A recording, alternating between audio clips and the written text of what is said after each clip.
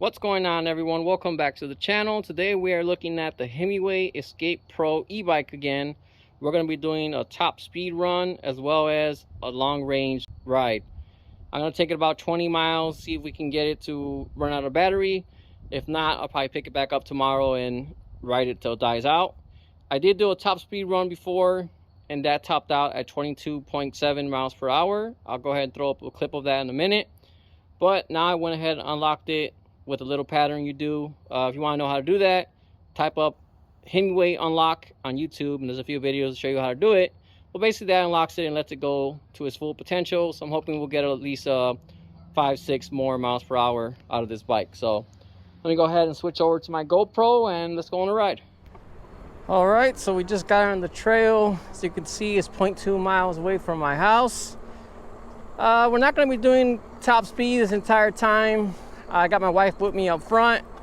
So we're probably going to average about 13 miles per hour to 18 miles per hour, then a few spurts of faster speed because, well, who can resist? So not going to bore you with all the footage because this is going to be a 2-hour ride. So it's going to show some clips here and there, and I'll give you updates along the way. All right, so quick tip I wanted to give you guys real quick. Like I said, this bike has a lot of power in it. So once that pedal assist kicks in, it kind of lunges you forward. So right now I came to a stop at a red light and my wife was in front of me. And even though I stopped, I kind of pushed the bike ahead a little. And when you move the pedals, it activates pedal assist. So it lunged me forward and it almost made me crash into her. So I've been getting in the habit now of when I come to a stop, I shift it down to pedal assist 0. So this way it stays like a regular bike. It doesn't throw me forward. So if you get this bike, I would recommend trying to make that a habit. All right, so I just let my wife run up ahead because we got this nice straightaway here. Last time we topped out at 22.7 miles per hour. Now that we have it unlocked, let's see what we can get. Full throttle, let's go.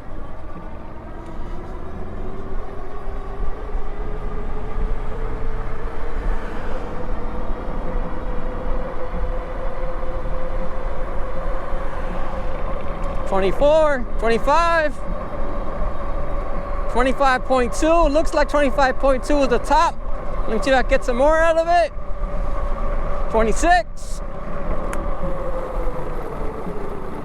All right, looks like $26.2 was the top speed. Maybe if I pedaled much harder, I could have got 26.4, maybe 26.5, but that seems to be where it tops out at. So overall, not bad. 25 miles per hour is a pretty good speed. Unless you're riding in the street with a lot of traffic, you really don't need to go much faster than that. Very torquey bike. Overall, I'm happy with the speed.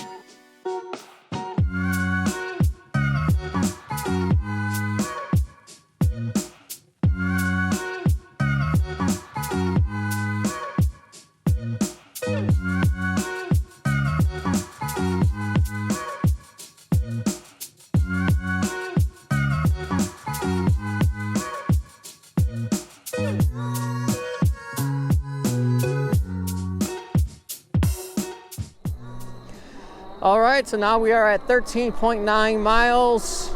Still full battery. Well, it's probably about 80-85%, I'm assuming. My wife switched up her bike to pedal assist 2, which is about 15-16 miles per hour. So that's what we're gonna do the whole way back.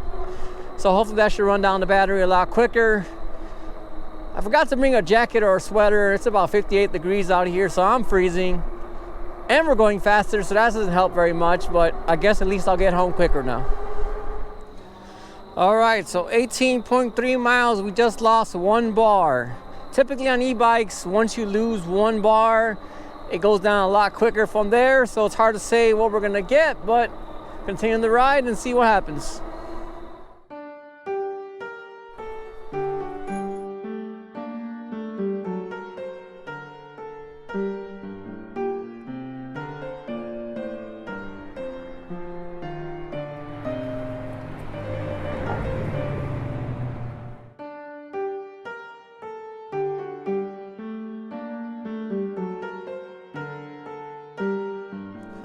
All right, 23.4 miles, and we just lost one more bar. Keep it going and try to kill this battery.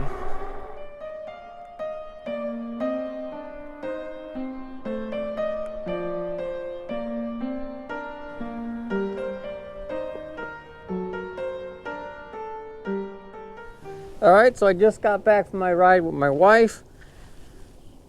25.7 miles, we got 3 bars left. The trip meter here is off by a little bit because I got the Relive app running, and over here shows 24.4, and that uses GPS tracking, so I trust that a lot more. So looks like it's off by about 1 mile. I'm determined to get this battery dead, so I'm gonna go ahead and drive around the neighborhood and see if we can get this killed today. So here we go. All right, so I got my headlight on. As you can see, it's a good output straight, but it doesn't spread as wide. So considering the size of the light, I did expect it to throw out, disperse more side to side. So I wish it was a little wider, but I mean, for an included light, it gets the job done. 1 bar left, 27.5 miles. Realistically, probably about 26 miles. I just been going up and down the street, letting it rip full throttle. So probably got about 2 or 3 miles left. See where we land. At 30.4 miles, and what I find very impressive is even though this has to be down to the last 10% or less, it is still delivering great power, still able to achieve 22.7 top speed, 23.5. A lot of bikes, when they get down low on the power, the bike starts giving up and going a lot slower, and this one is just keeps on giving and giving. All right, 37.2 miles, and we have finally killed the bike.